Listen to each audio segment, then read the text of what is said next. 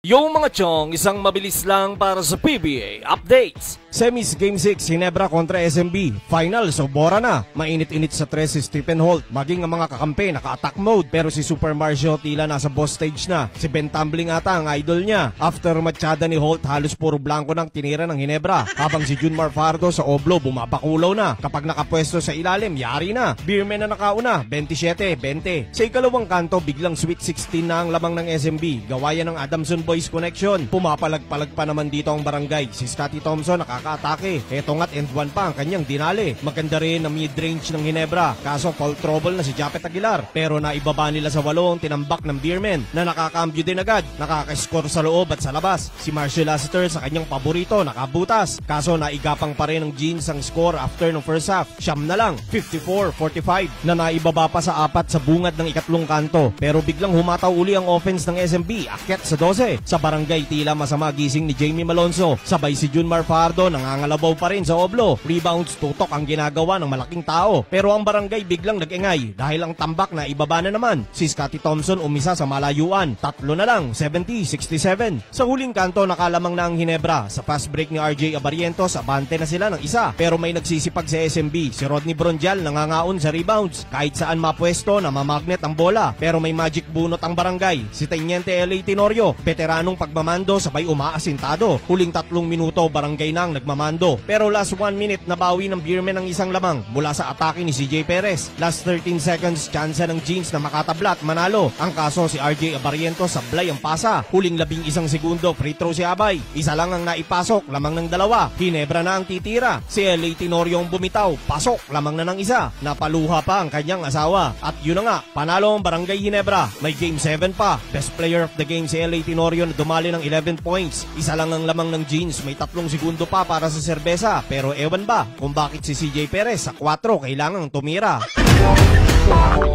Semis Game 6, Rain or Shine kontra TNT, tropang 5G. Puntusan pa rin ang target ng pintura. Pero hindi rin nagpapahuli sa score ang tropa. Bukod sa puntos, mas matindi ang kanilang depensa.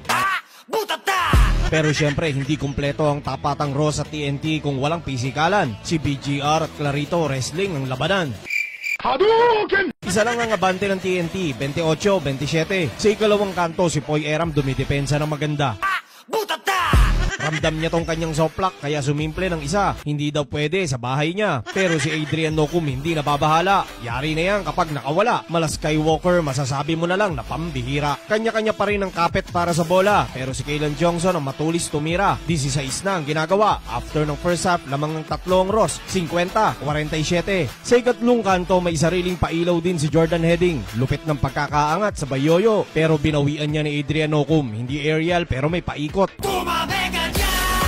Ayaw pa rin kumalas ng 2, 70-69, Ross. Sa huling yugto, kala ko makaka 2 hits na si Glenn Cubunti nang wag mo kong hawakan eh. Si BGR medyo umiigkas na ang emosyon. 4 na minuto na lang ang natitira, ang score nasa 80 tabla. Pero binasag yan ni Calvin Oftana. And 1 sa tirang paktay, bahala. 3 lamang ng TNT na dinagdagan pa ni BGR. Naging 5 at sa larong to, malaki na yan. Libreng-libre kaya isasalpak niya na yan. Mula dyan, nagkaloko-loko na ang opensa ng pintura. Habang ang Ross nagsunod-sunod na. Si BGR at Heading dumidiin pa at patapos na lang nagkagulo pa. Si Glenn Cubuntin to the rescue sa kakampi niya.